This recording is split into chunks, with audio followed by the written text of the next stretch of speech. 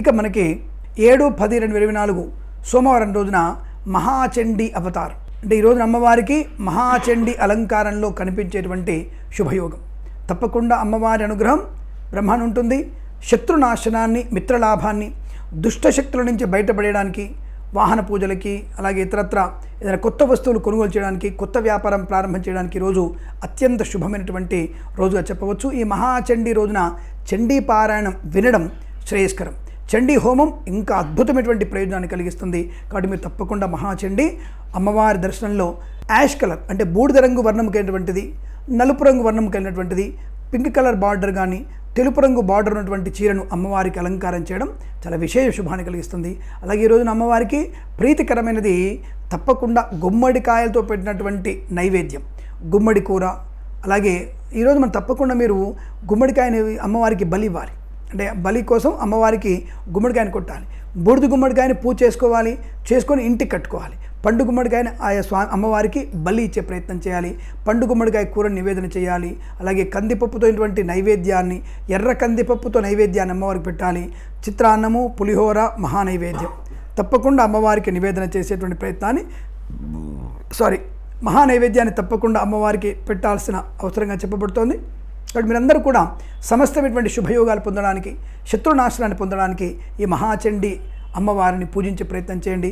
మీ ఇంట్లో రోగము, దుష్టశక్తుల పీడ తొలగిపోయే అవకాశము.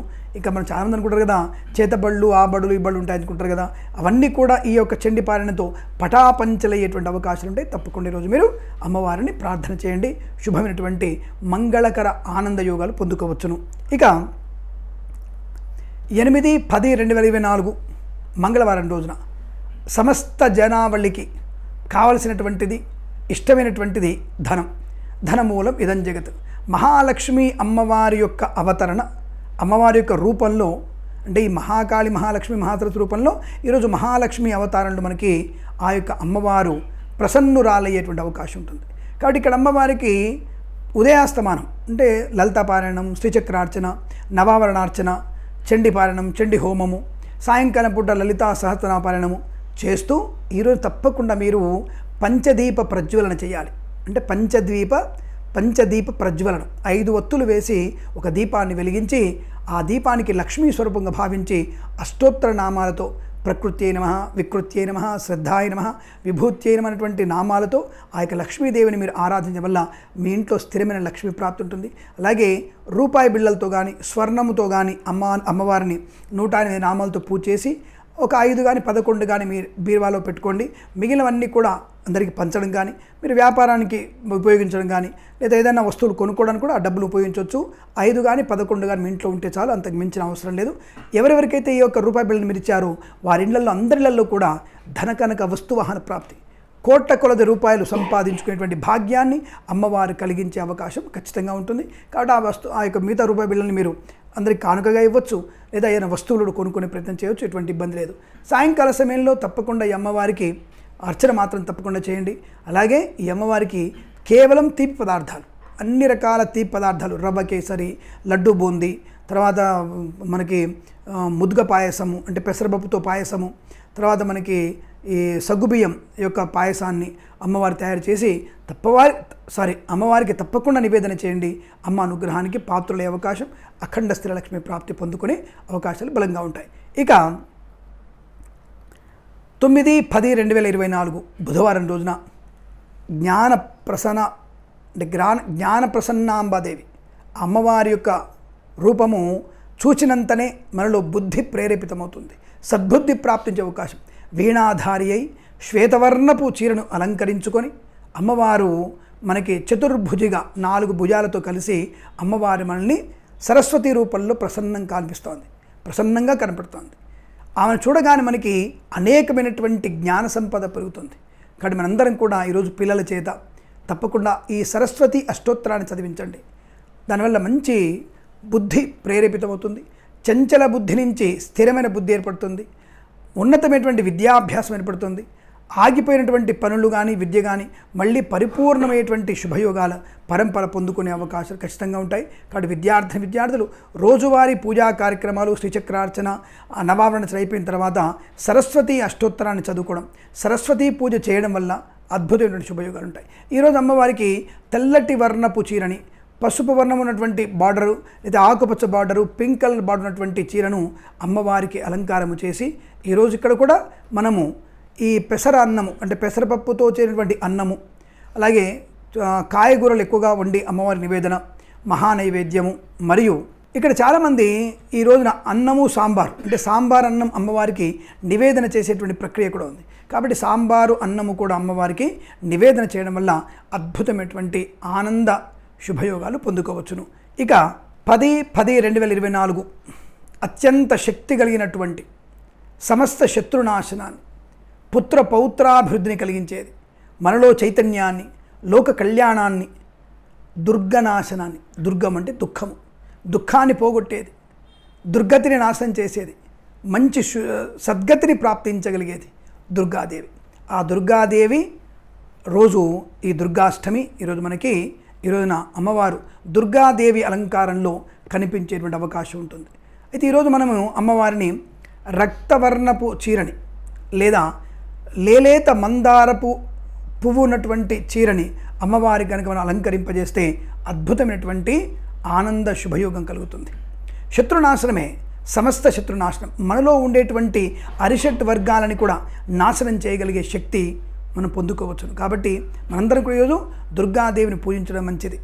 ఈరోజు అమ్మవారికి ఏ నివేదన చేయాలి అంటే పులిహోర అంటే చింతపండుతో అయినటువంటి పులిహోర కానీ, పరమాన్నం అంటే బెల్లపు పాయసం పెట్టడం కానివ్వండి, అలాగే మహానైవేద్యంతో పెట్టడం కానివ్వండి, అలాగే ఎర్ర కందిపప్పుతో పప్పు వండి అమ్మవారికి నివేదన చేయడం కానివ్వండి, కూరగాయలతో అమ్మవారికి నివేదన చేయడం అత్యంత శుభకరం, ఆనందకరం. తప్పకుండా ఈరోజు మీరు దుర్గాదేవి దేవీ సూక్తంతో అమ్మవారిని పూజించాలి. ఈరోజు భాగ్య సూక్తాన్ని బాగా పఠించాలి. అలాగే మనందరం కూడా ఆయుధాలకి, వాహనాలకి, అలాగే ఇంటికి, ఆఫీసులలో యంత్రాలకి అన్నిటికీ కూడా పూజ చేయించేటువంటి ప్రయత్నం చేయండి. ఆ పూజ వల్ల అమ్మవారు సంతుష్టురాలవుతారు. మనకి అనేకమైనటువంటి శుభయోగాలు పొందుకునే అవకాశం కూడా బలంగా ఉంటుందన్న విషయాన్ని గుర్తించండి. ఇక 11/10/2024 శుక్రవారం రోజున అమ్మవారి యొక్క అలంకరణ మహిషాసుర మర్ధిని, చండముండలను, శుంభ నిశుంభులను, రక్తబీజుణ్ణి, ధూమ్రలోచనుణ్ణి సంహరించి మహిషాసురుని సంహరించడానికి సిద్ధమవుతూ మహిషాసురుని సంహరణ చేసినటువంటి రోజుగా అమ్మవారు మనకి దృష్టంగా కనబడుతూ ఉంటుంది.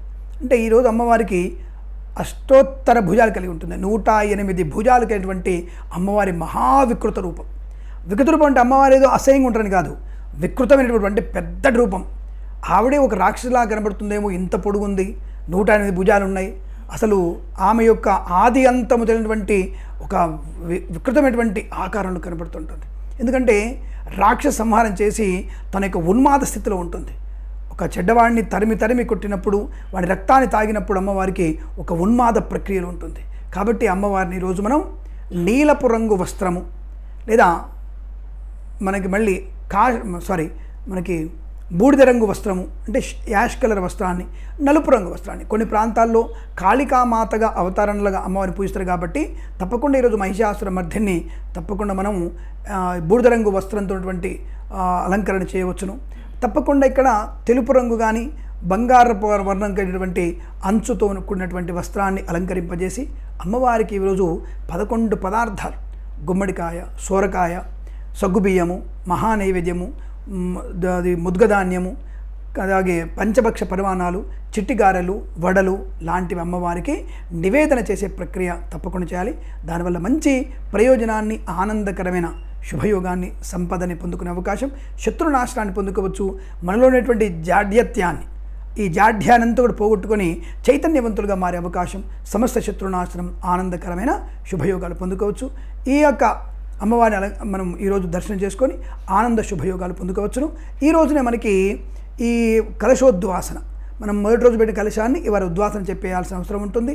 ఆ యొక్క ఉద్వాసన నీళ్ళని మనం చల్లుకోవాలి. ఇవాళ మనము చండీ పారాయణ, పూర్ణావతి హోమాలు కూడా చేసుకోవాలి. రుద్రహోమాలు కూడా పూర్తి చేసుకొని పార్వతీ పరమేశ్వర అనుగ్రహాన్ని పొందుకునే ప్రయత్నాన్ని చేయాలి. ఇక 12/10/2024 దసరా మహోత్సవం. మీ అందరికీ కూడా దసరా మహోత్సవ శుభాకాంక్ష తెలియజేసుకుంటూ మీ అందరికీ కూడా అష్టైశ్వర్య ప్రాప్తి పొందాలని కోరుకుంటున్నాను. ఈరోజు మనకి విజయ ముహూర్తం మధ్యాహ్నం 1:52 నుంచి 2:59 మధ్య కాలంలో విజయ ముహూర్తంగా చెప్పబడింది. సాయంకాల సమయంలో 5 గంటల నుంచి 6 గంటల వరకు మీరు శమీ పూజను చేసుకునే ప్రయత్నం చేయాలి. ఆ శమీ పూజ చేసుకునేటప్పుడు తప్పకుండా మీరు పఠించవలసిన స్తోత్రం శమీ శమయతే పాపం శమీ శత్రునాశనం అర్జునస్య ధనుర్ధారి రామస్య ప్రియదర్శిని అన్నటువంటి శ్లోకాన్ని చదువుకుంటూ అదొక పేపర్ మీద రాసి జమ్మి వృక్షం దగ్గర పెట్టే ప్రయత్నం చేస్తే సమస్తమైనటువంటి శుభయోగాల పరంపర పొందుకోవచ్చు. అలాగే ఈరోజు మనకి శ్రీ రాజరాజేశ్వరి అమ్మవారి అలంకరణ, అమ్మవారి రూపాన్ని మనం దర్శించుకోవచ్చు. ప్రసన్నమైన రూపము, సుందర రూపము, శుభకరమైన సంతాన సౌభాగ్య యోగాలు పొందడానికి అటువంటి దివ్యమంగళ స్వరూపాన్ని, దివ్య చరణామృతాలని మనం చూసిన ఆ దివ్య చరణ కమలామైనటువంటి ఆ పాదాలు చూసిన వారికి అటువంటి అనేకమైనటువంటి శుభయోగాలు, ఆనందయోగాలు కలుగుతాయి. ఇందులో సందేహం లేదు. ఈరోజు అమ్మవారికి అనేక రంగుల వర్ణమైనటువంటి చీరను అమ్మవారికి అలంకరింపజేసే ప్రయత్నం చేయాలి. ఈరోజు అమ్మవారికి సమస్తమైనటువంటి షడ్రసోపేతమైనటువంటి భోజన పదార్థాలు, మిఠాయిలు, పులిహోర, దద్యోదనం, అలాగే ఇతరత్ర అన్ని రకాల శుభకరమైన శాకాహారపు వంటలు మాత్రమే అమ్మవారికి నివేదన చేయాలి. ఈ విషయాన్ని గుర్తుపెట్టుకొని అమ్మవారి అనుగ్రహాన్ని పొందుకోండి. అష్టైశ్వర్య ప్రాప్తి ఉందండి. జాగ్రత్త అయినటువంటి ప్రకృతికి అనుకూలమైనటువంటి పండుగ జరుపుకొని శుభకర ఆనందయోగాలు పొందాలని కోరుకుంటూ సర్వేజన సుఖినో భవంతు. ప్రేమతో మీ కిరణ్ శర్మ.